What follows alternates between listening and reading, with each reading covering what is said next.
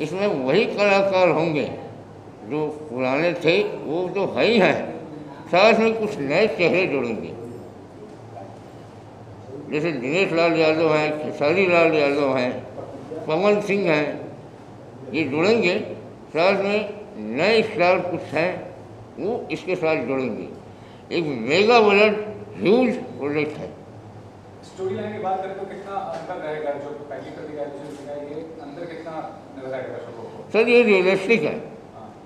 ये जो है उस तरह की फिल्म है जो समय परिस्थितियाँ उसके साथ चल रही है, कैसे आदमी में चेंजेस होता है और कैसे कैसे डेवलपमेंट होता है, उसके अंदर क्या चल रहा होता है, और आज की परिस्थितियों में ये फिल्म बन रही है। और ये स्टार्ट होती है ये जर्नी 25-30 साल से पहले से। तो एक तरह से ये सिक्वल है ही है, साथ ही साथ ये एक जर्नी भी है, यात्रा है। और फिर एक जगह एक पड़ाव जाके प्रतिज्ञा लेते हैं कि आसपास के जो हैं फिलहाल उन्हें हम लोग कुछ नहीं कर सकते, लेकिन जो आसपास के लोग हैं, जो बुराइयों की जड़ है, इनको खत्म किया जाए। तो कब से शुरुआत करने वाले हैं? शूटिंग शेड्यूल कब से शुरुआत होगा? सर बस बहुत जल्द शुरुआत करेंगे, है ना। स्क्रिप्टिंग तकरीबन हो गई है, अब रिकॉर्डिंग पे जाएंगे। फिर डेटों का कॉम्बिनेशन, जब तक रिकॉर्डिंग होगी उस बीच में डेटों का कॉम्बिनेशन, लोकेशन हंटिंग, ठीक है, ये सारी चीज़ों को देखते हुए मेरे ख्याल से ये सितंबर में शुरू हो जाना चाहिए। सर आप क्या करेंगे इस प्रोजेक्ट पे? कितने उत्साहित हैं इस प्रोजेक्ट के बारे में, और के बारे में बताइए कि कोई अंतर भी रहेगा कि जो एक्चुअली जहाँ तक मुझे जानकारी है, सबसे पहली बात तो ये है कि मैं पहली प्रतिज्ञा का भी हिस्सा रहा, दूसरी प्रतिज्ञा का भी हिस्सा रहा। बतौर एक्टर सुशील सर के साथ मुझे अभिनय करने का मौका मिला, तो एक बहुत ही हमारी एक अच्छी बॉन्डिंग, एक ट्यूनिंग है हमारे बतौर एक्टर और डायरेक्टर। चूँकि मैं तो डायरेक्शन भी करता हूँ, लेकिन मैं और सब फिल्में हैं, लेकिन अभी क्या इनके साथ मैंने जो किया है एज एन एक्टर, और मैं शायद इसमें भी हो सकता हूँ बतौर एक्टर, तो ये अभी गुप्त है, क्योंकि कास्टिंग अभी बहुत जल्द उसकी जारी की जाएगी, कौन कौन होंगे इस फिल्म में, और इसकी सूचना बहुत जल्द आप लोगों के बीच आएगी। क्योंकि आज हमारे जो इसके सबसे पहले प्रतिज्ञा के जो निर्माता अनिल सम्राट जी रहे हैं, वो इसके कर्णधार कहे जाएंगे।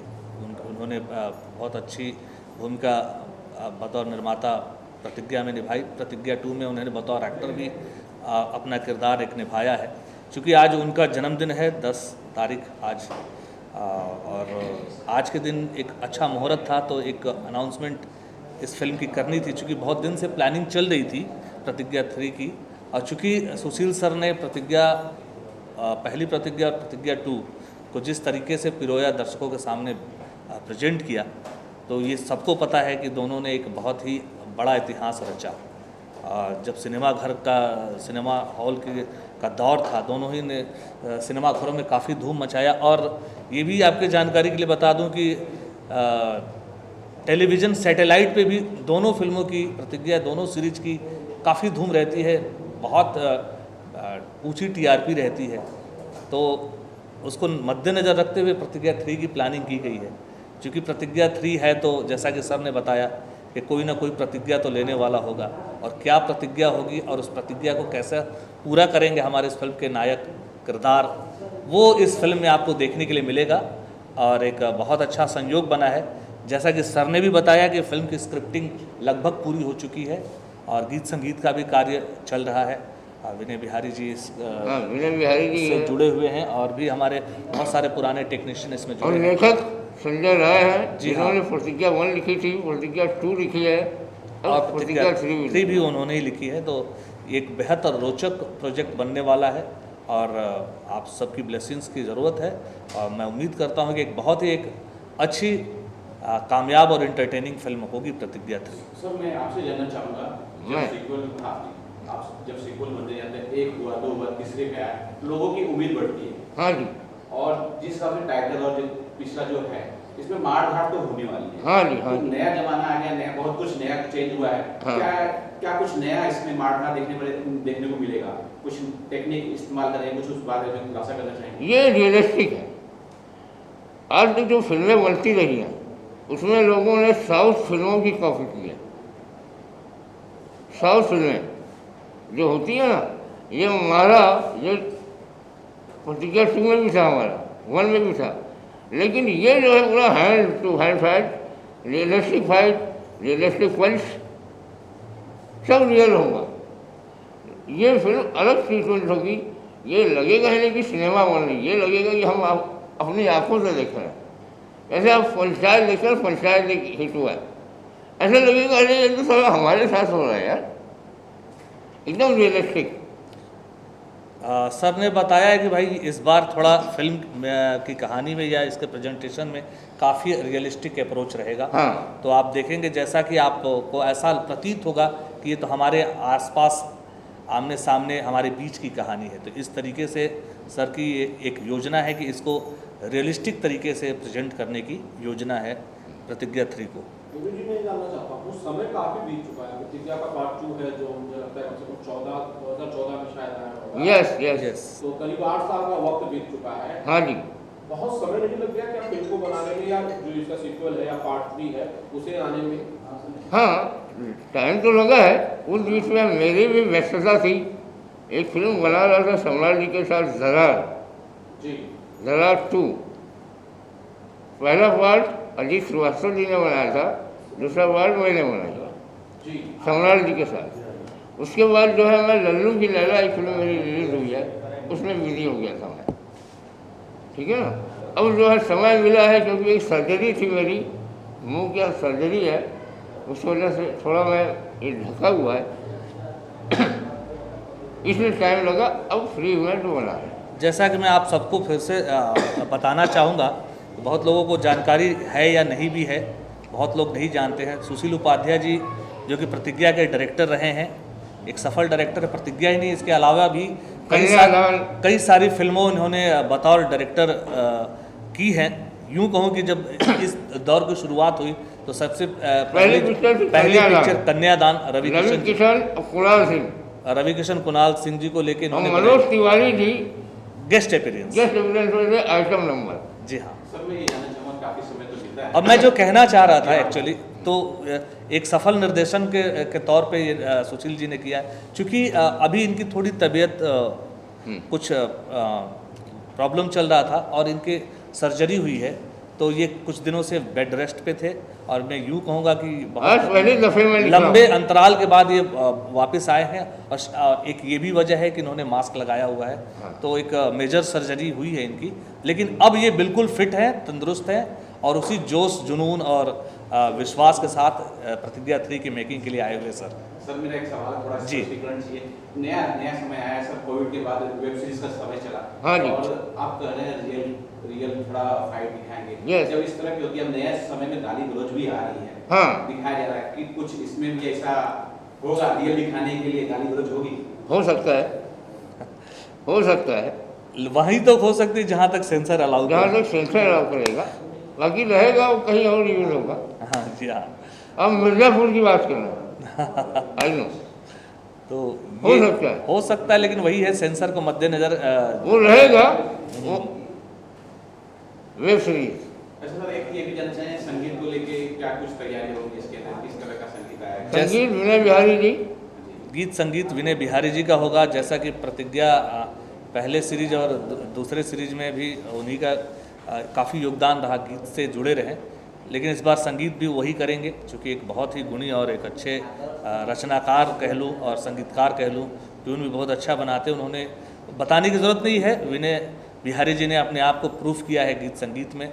तो एक और ये भी किसी से छूटा नहीं है कि एक ही फिल्मों के अंदर कई गाने उनके हिट रहे हैं। प्रतिज्ञा के दोनों सीरीज के कई गाने हिट हैं, ये सबको पता है। तो इस बार भी जिम्मेदारी उनको दी गई है, तो मुझे उम्मीद है कि आप लोगों को एक बहुत ही संगीतमय फिल्म देखने को मिलेगी। संगीत यस। तो गीत संगीत एक बेहद इसका इम्पॉर्टेंट पार्ट है, जो आप इसका आनंद उठाएंगे इस फिल्म में। कितना ज़्यादा अंतर नजर आएगा आपको एसोसिएशन है वो बताइए। मेरा एसोसिएशन इस फिल्म से नहीं, अनिल सम्राट जी से है। और मैं उम्मीद कर रहा हूँ कि शायद मैं इस फिल्म का पार्ट रहूँ।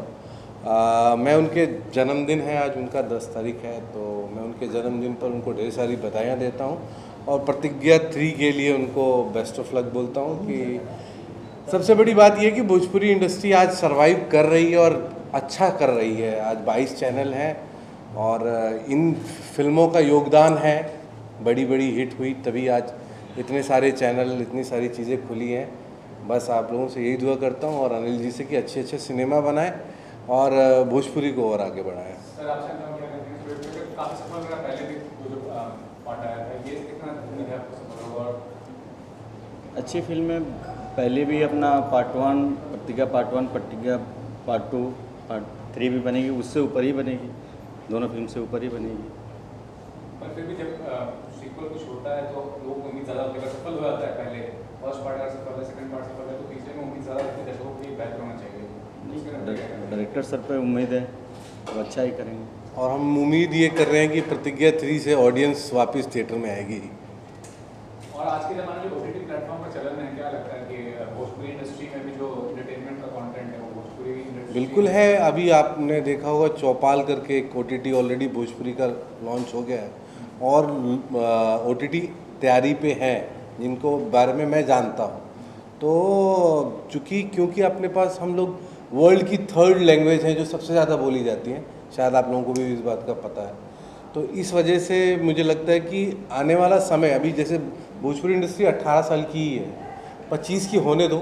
मेरे को उम्मीद है कि ये इंडस्ट्री भी और अच्छी हो जाएगी और चेंज हो जाएगी, मेकर चेंज हो जाएंगे, थॉट प्रोसेस। आप जितनी भी वेब सीरीज़ हिट हो रही हैं वो यूपी या बिहार बेस्ड ही हिट हो रही हैं। आप देखेंगे जितने भी कंटेंट्स हैं, तो कुछ समय बाद मुझे लगता है कि हमारे यहाँ भी अच्छे मेकर आएंगे जो कि ये सोचेंगे कि भाई जब हिंदी में बना रहे हैं तो उसको थोड़ा सा प्योर भाषा में क्यों नहीं बनाएं।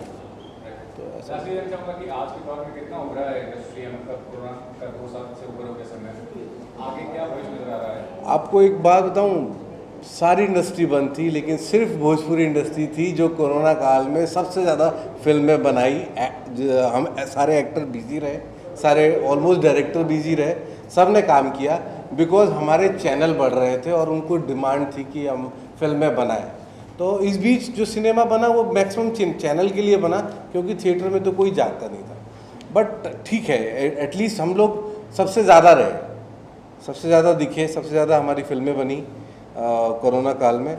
और अब उम्मीद है कि थोड़ा सा ऑडियंस रिटर्न हो और चाहते हैं हम लोग कि हमारी भोजपुरी ऑडियंस जो है वो थिएटर तक आए, क्योंकि बिना थिएटर के सिनेमा का अस्तित्व नहीं, सिनेमा बनाने का कोई अस्तित्व